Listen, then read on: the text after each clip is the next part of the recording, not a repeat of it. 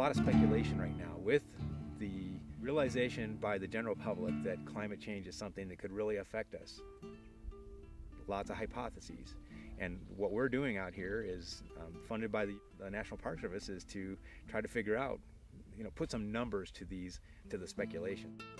A lot of people look at deserts as these vast wastelands, but in truth, there is an amazing diversity of life in deserts. And then when you look at, in particular, springs and spring-fed riparian areas, you have an enormous number of endemic species, as well as terrestrial species that are dependent on these water resources.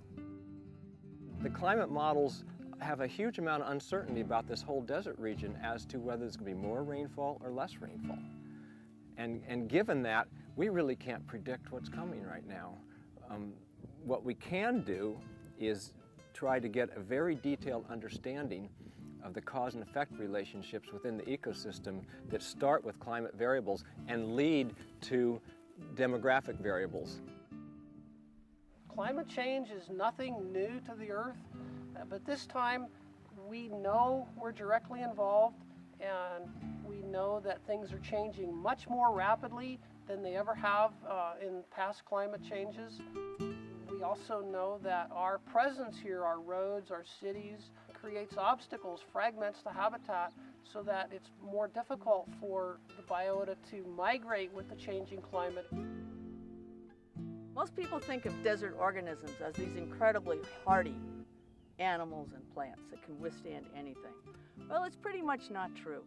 These plants and animals are truly at an edge. They can only handle the extremes that they've adapted to. And what we're seeing with climate change is we're going to be pushing those conditions into even new extremes. So like everything else, things are going to shift. And we don't really understand what that's going to mean for the ecosystem.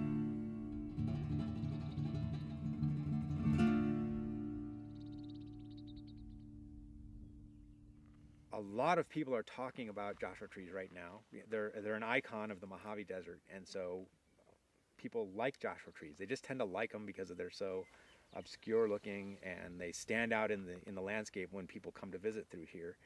And those of us that live here like them as well. 0.71. Once you establish Joshua trees and you have these large trees they're fairly robust. I mean, they have to deal with fantastic temperature ranges, so they're very well adapted to some amount of variability. At the same time, if we were to have a shift in the seasonality of the rainfall, the plants could become asynchronous with the availability of resources.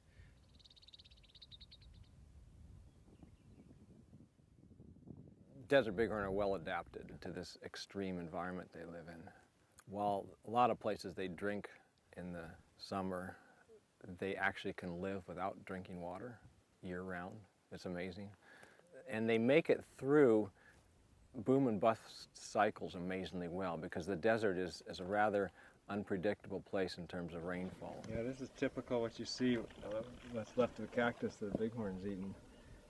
Clearly a very important resource to them, because once the barrel cactus gets open, you see a huge amount of competition to actually get it.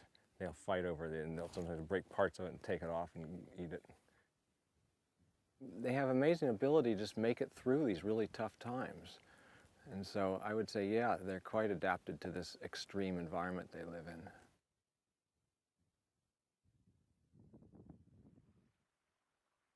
There's more precipitation in the mountainous areas, and so the water flowing through the sediment then is forced to flow out and over the granitic bedrock, which creates this little spring here. These little hollowed out places in the granitic rock are called tinajas. They'll still form little ponds that will maintain water throughout the summer.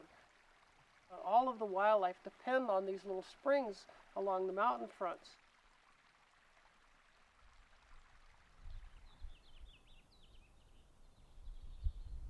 In places where it rains more, you have more plants, you have plant litter, you have a lot of things to cover the soil and protect it from erosive forces such as wind and water. In deserts, we don't have that. There's just huge expanses of exposed soils between the plants. Instead, what we have are biological soil crusts. Basically, the soil crusts are fibers that wind through the surface of the soil and bind those soil particles together. cyanobacteria, lichens and mosses, fungi, and other things that live at the soil surface. So here's actually another lovely patch of lichens. Nitrogen as it occurs in the air is not usable by vascular plants, and it needs to be modified. And Colima is one of the few organisms in desert soils that can do that.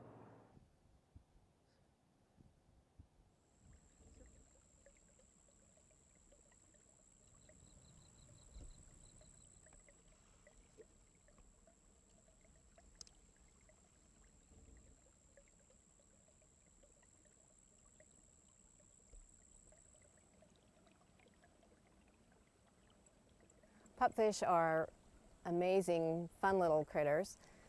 They're fascinating to watch. They're a small fish, the genus is Cyprinodon, and they are short-lived, but they make the most of that life.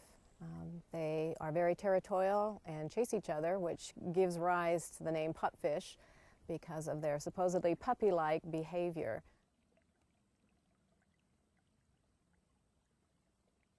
Pupfish are threatened even today with such things as sprawling urbanization, increase in population here, more groundwater withdrawal, groundwater pumping, which then lessens the discharge, the amount of water that is coming into the spring. And obviously less water in the spring is going to be a direct impact on the pupfish.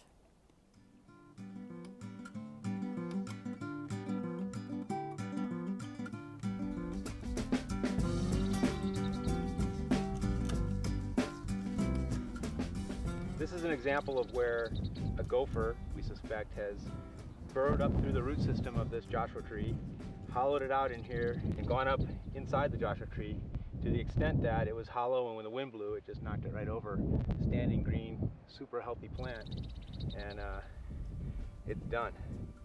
And the most severe activity that we saw of this was after a drought and in burned areas, where all other options for live plant material were gone except for the few Joshua trees that remained. To me, it seems fairly important to consider the different aspects of how a change in the climate would affect the different aspects of life history. Joshua trees are currently set up to grow in the winter when the temperatures are cool and the rainfall is gentle and fairly abundant. So if the temperature regime that we're in now shifts in relation to the precipitation regime, then it could put them out of sync such that we have a problem with the timing of reproduction. And then it becomes even more complicated very quickly if we consider the moth, the obligate pollinator of the Joshua tree. So it's really not that simple to pin down what might happen with certain types of variability. And really, we're just trying to work pretty hard and fast, along with lots of other researchers, to figure out with a little more confidence what we think might happen.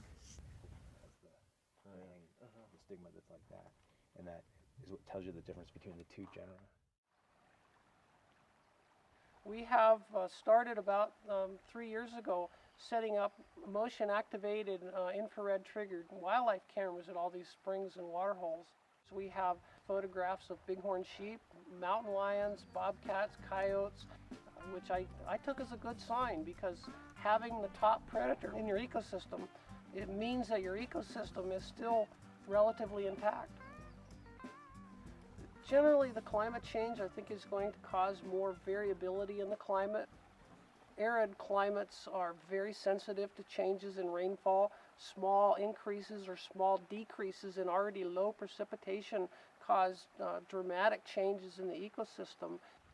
Land managers are basically steering in the dark here. They really don't know what's coming along.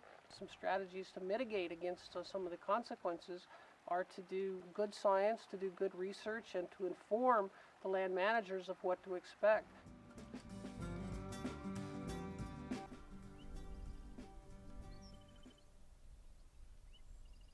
What really matters is not just any old rainfall, but it's rainfall in very specific months that are very key.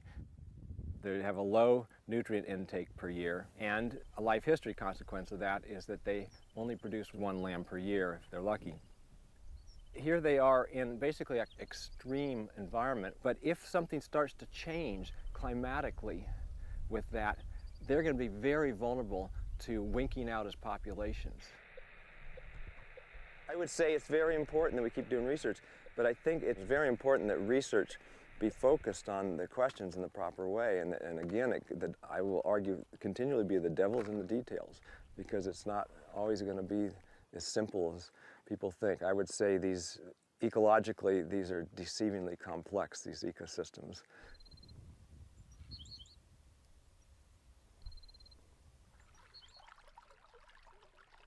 The impacts from climate change, of course, no one can predict for sure, but it could have an impact on local runoff and the local basin-fill aquifer, which we already know from past experience of groundwater pumping does impact the amount of water that comes into these springs. People that live in deserts, and even those folks that visit deserts, just need to be conscious of water usage. That's one way they can help pupfish directly. We're doing a lot to conserve, but I think there are a lot of steps that we can still take to conserve even more.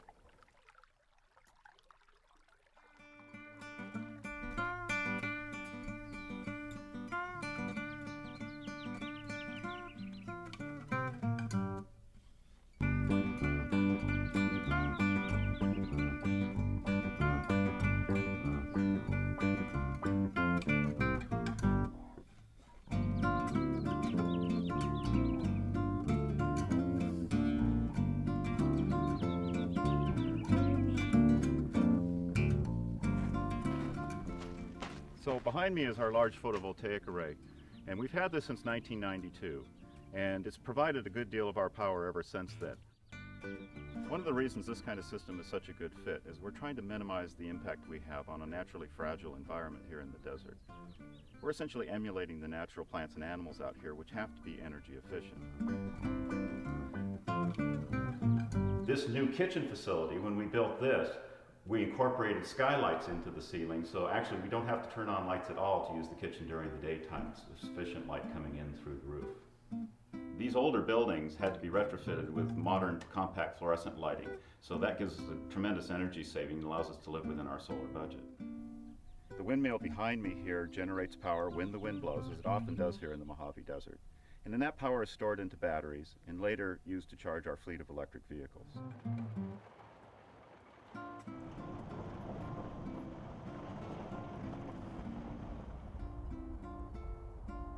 So our housing units here in Baker, California actually do have solar panels on the roofs, even though they are hooked to the grid, to the electrical grid.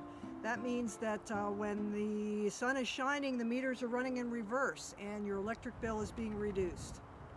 You can see a little bit of the hose here with the dripper in it. Basically, a hose runs to all the different plants in the yard and it's set on a timer. So every evening the irrigation system comes on and runs for 6 or 8 minutes, and that's all it takes to keep these desert plants alive. I do think global climate change is really a serious issue. You know, my brother just had a little baby, and I keep thinking, what is this world going to be like in 20, 30, 40 years when that little baby is grown up? And I'm really concerned that he's not going to be able to enjoy this beautiful desert and some of the other beautiful environments that we have in our country that I love so much. You know, I camp all the time, I recreate a lot, I'm outside a lot, and it's really important to me that those places are available for our kids and forever.